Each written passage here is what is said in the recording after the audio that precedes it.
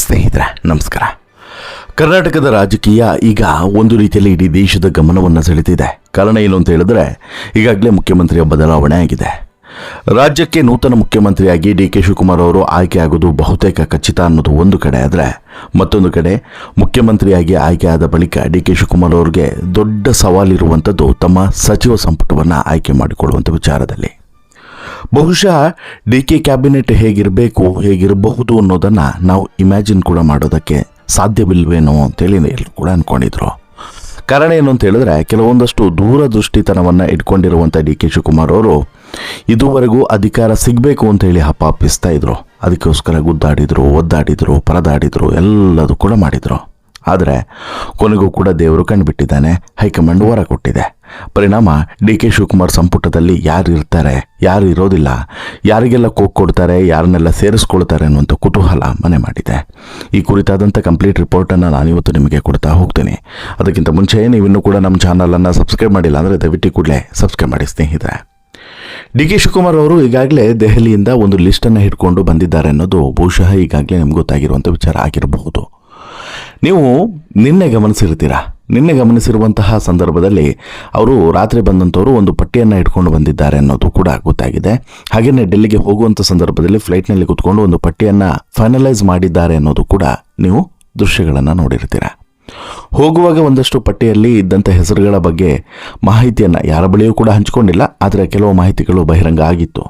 ಅದಾದ ಬಳಿಕ ಹೈಕಮಾಂಡ್ನ ನಾಯಕರನ್ನು ಭೇಟಿ ಮಾಡಿ ಸುದೀರ್ಘವಾಗಿ ಚರ್ಚೆಯನ್ನು ಕೂಡ ಮಾಡಿದ್ದಾರೆ.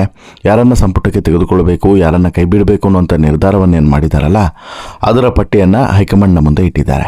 ಹೈಕಮಾಂಡ್ ನೇರವಾಗಿ ಸ್ಪಷ್ಟವಾಗಿ ಹೇಳಿರೋದು ಒಂದೇ ಮಾತು, ನೋಡಿ, ನೀವು ಯಾರನ್ನೇ ಕೈ ಬಿಡೋದಾದರೂ, ಯಾರನ್ನೇ ಸಂಪುಟಕ್ಕೆ ಸೇರಿಸ್ಕೊಳ್ಳೋದಾದರೂ ಕೂಡ ಸಿದ್ದರಾಮಯ್ಯನವರ ಒಪ್ಪಿಗೆ ಇರದೆ ಯಾವುದೂ ಕೂಡ ಅಸಾಧ್ಯ ಅನ್ನುವಂಥ ಮಾತನ್ನು ಹೇಳಿದ್ದಾರೆ. ಹೌದು, ಇದು ನಿರೀಕ್ಷಿತ. ಯಾಕಂತ ಹೇಳಿದ್ರೆ, ಸಿದ್ದರಾಮಯ್ಯನವರ ವಿರೋಧವನ್ನು ಕಟ್ಟಿಕೊಂಡು ಕಾಂಗ್ರೆಸ್ ಇಲ್ಲಿ ಅಧಿಕಾರವನ್ನು ನಡೆಸೋದು ಅಸಾಧ್ಯ. ಈ ಕಾರಣಕ್ಕೋಸ್ಕರ ಸಿದ್ದರಾಮಯ್ಯನವರು ಕೊಡುವಂಥ ಪಟ್ಟಿ ಅಥವಾ ಸಿದ್ದರಾಮಯ್ಯನವರು ಫೈನಲ್ ಮಾಡುವಂಥ ಪಟ್ಟಿ ಅಂತಿಮ ಆಗಿರ್ತದೆ. ಸೊ ದಟ್ ನೀವೇನೇ ಡಿಸ್ಕಷನ್ ಮಾಡೋದಿದ್ರು ಕೂಡ ಸಿದ್ದರಾಮಯ್ಯ ಅವರ ಜೊತೆಗೆ ಚರ್ಚಿಸಿ ಡಿಸ್ಕಷನನ್ನು ಮಾಡಿ ನಂತರ ಫೈನಲ್ ಮಾಡಬೇಕಾಗ್ತದೆ ಅನ್ನುವಂಥ ಮಾತನ್ನು ಕೂಡ ಹೇಳಿದ್ದಾರೆ. ಸಿಎಂ ಫೈನಲ್ ಆಗ್ತಿದ್ದಂತೆ ಕಾಂಗ್ರೆಸ್ನಲ್ಲಿ ಸಚಿವರ ಪಟ್ಟಿ ಬಗ್ಗೆ ಗೊಂದಲ ಸಹಜವಾಗಿ ಹೆಚ್ಚಾಗುವಂಥದ್ದು ಕಾಮನ್ನು. ಸಿಎಂ ಪದಗ್ರಹಣದ ವೇಳೆ ಎಷ್ಟು ಜನ ಸಚಿವರು ಪ್ರಮಾಣ ವಚನವನ್ನು ಸ್ವೀಕರಿಸಬೇಕು, ಜೊತೆಗೆ ಆ ಪ್ರಮಾಣ ವಚನ ಕಾರ್ಯಕ್ರಮದಲ್ಲಿ ಈ ಪ್ರಮಾಣ ವಚನವನ್ನು ಸ್ವೀಕರಿಸುವಂತಹ ನಾಯಕರುಗಳು ಯಾರ್ಯಾರು ಆಗಿರಬೇಕು, ಎಲ್ರಿಗೂ ಕೂಡ ಅಲ್ಲೇ ಪ್ರಮಾಣ ವಚನವನ್ನು ಕೊಡೋದು ಅಥವಾ ನಂತರ ಪ್ರಮಾಣ ವಚನವನ್ನು ಬೋಧಿಸೋದಾ, ಹೀಗೆ ಸಾಕಷ್ಟು ಗೊಂದಲಗಳಂತೂ ಇದ್ದಾವೆ. ಈಗಾಗಲೇ ಮಧ್ಯರಾತ್ರಿ ಡಿ ಕೆ ಶಿ ನಿವಾಸದಲ್ಲಿ ಕೆಲವೊಂದಷ್ಟು ಮೀಟಿಂಗ್ಗಳು ಕೂಡ ನಡೆದಿದ್ದಾವೆ ಅನ್ನುವಂಥ ಮಾಹಿತಿ ಇದೆ. ತಡರಾತ್ರಿ ಮಹತ್ವದ ಮೀಟಿಂಗನ್ನು ನಡೆಸಿದ್ದಾರೆ.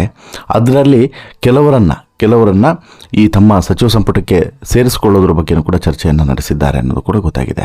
ಇಂಟ್ರೆಸ್ಟಿಂಗ್ ಏನಂತ ಹೇಳಿದ್ರೆ, ಸದಾಶಿವನಗರದ ನಿವಾಸಕ್ಕೆ ಆಗಮಿಸಿದಂಥ ಸಚಿವ ಚೆಲುವರಾಯಸ್ವಾಮಿ, ಶಾಸಕ ರವಿ ಗಾಣಿಗ, MLC ಗೂಳಿಗೌಡ, ಕದಲೂರು ಉದಯ್, ಜೊತೆಗೆ ಇನ್ನೊಂದಷ್ಟು ಹಿರಿಯರು ಮತ್ತು ಅವರ ಆತ್ಮೀಯರು ಸಹಜವಾಗಿ ಇವರ ಜೊತೆಗೆ ಡಿ ಕೆ ಶಿ ಜೊತೆಗೆ ಒಂದು ಆತ್ಮೀಯವಾದಂಥ ಮೀಟಿಂಗನ್ನು ಮಾಡಿದ್ದಾರೆ.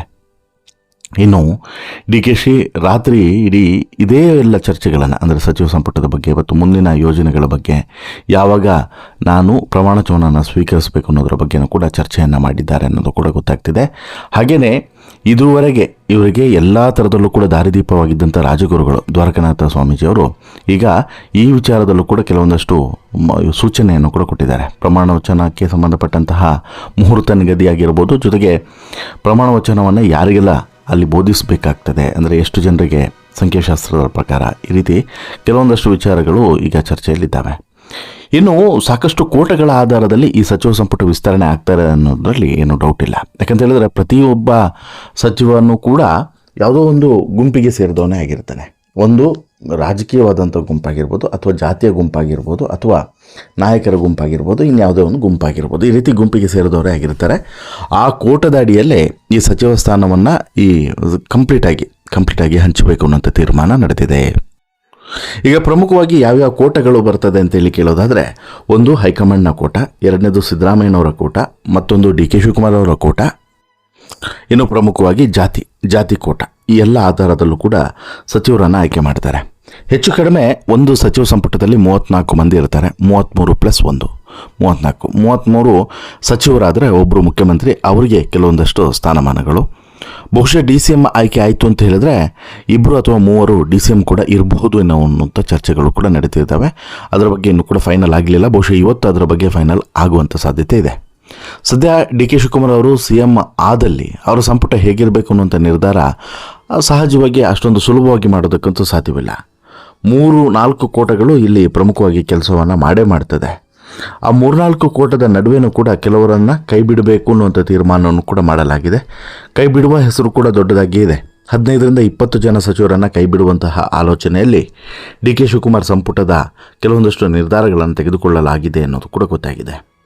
ಈಗ ಡಿ ಕೆ ಅವರ ಕೋಟದಲ್ಲಿ ಸಚಿವ ಸಂಪುಟಕ್ಕೆ ಯಾರು ಮರು ಎಂಟ್ರಿ ಆಗಬಹುದು ಅನ್ನೋದನ್ನು ನೋಡೋದಾದರೆ, ಒಂದು ಚೆಲುವರಾಯಸ್ವಾಮಿ, 2ನೇದು SS ಮಲ್ಲಿಕಾರ್ಜುನ, 3ನೇದು ರಾಮಲಿಂಗಾರೆಡ್ಡಿ. ಇವರು 3 ಜನ ಪಕ್ಕಾ ಒಳಗಡೆ ಬರ್ತಾರೆ ಅನ್ನೋದು ಈಗಾಗಲೇ ಡಿ ಕೆ ಅವರ ಒಂದು ಮಾತು. ಅವರು ಹೇಳಿದ್ದಾರೆ ಇವರು 3 ಜನರನ್ನ ಡಿ ಕೆ ವಾಪಸ್ ತಗೊಳ್ತಾರೆ ಅಂಥೇಳಿ.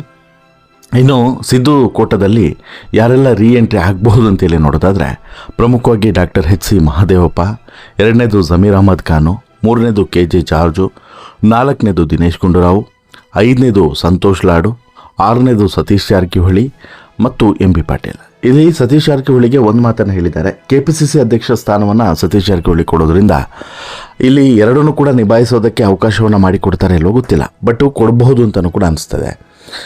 ಸತೀಶ್ ಜಾರಕಿಹೊಳಿನೂ ಕೂಡ ಹಾಗೆ ಡಿಮ್ಯಾಂಡನ್ನು ಇಟ್ಟಿದ್ದಾರಂತೆ. ನೋಡಿ, ನನಗೆ KPCC ಅಧ್ಯಕ್ಷ ಸ್ಥಾನವನ್ನು ಕೊಡೋದು ದೊಡ್ಡ ವಿಚಾರ ಅಲ್ಲ, ನಾನು ಅದನ್ನು ಹ್ಯಾಂಡಲ್ ಮಾಡ್ತೀನಿ, ಬಟ್ ಸಚಿವ ಸ್ಥಾನ ನನಗೆ ಬೇಕು ಅನ್ನುವಂತಹ ಡಿಮ್ಯಾಂಡನ್ನು ಇಟ್ಟಿದ್ದಾರೆ ಅನ್ನೋದು ಕೂಡ ಮಾಹಿತಿ ಇದೆ.